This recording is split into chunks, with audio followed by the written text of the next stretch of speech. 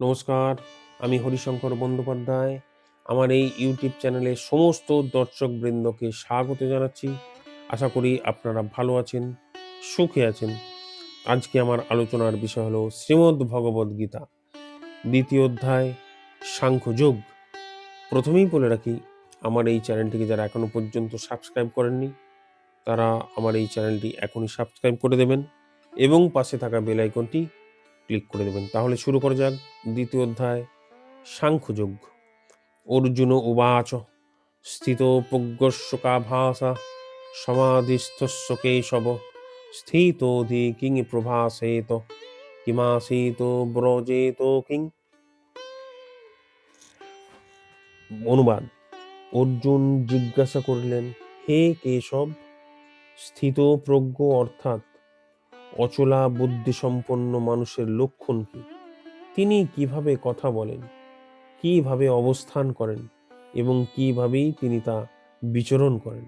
তাৎপর্য বা অর্থ: বিশেষ অবস্থা অনুযায়ী প্রতিটি মানুষেরই যেমন কোনো না কোনো লক্ষণ থাকে, কৃষ্ণ ভাবানোময় মানুষেরও সেই রকম চলা বলা চিন্তা ভাবনায় কতকগুলি প্রকৃতগত লক্ষণ থাকে।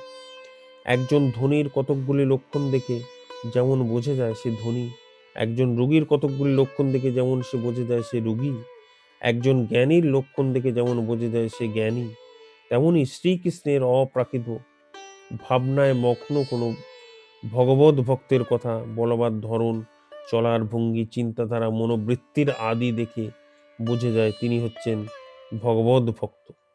ভগবত ভক্তের এই সমস্ত লক্ষণের বর্ণনা শ্রীমদ্ ভগবদ্ গীতাতে পাওয়া যায়।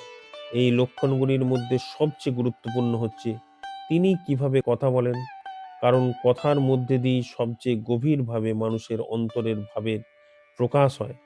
প্রবাদ হচ্ছে, মূর্খ যতক্ষণ পর্যন্ত তার মুখ না খুলছে ততক্ষণ তার মূর্খতা প্রকাশ পায় না।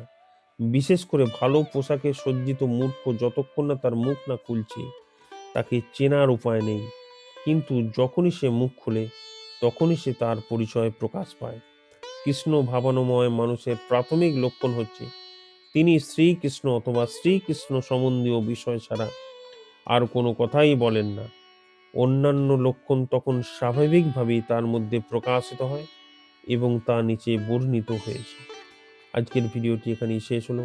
আবার দেখা হবে পরের ভিডিওতে। নমস্কার।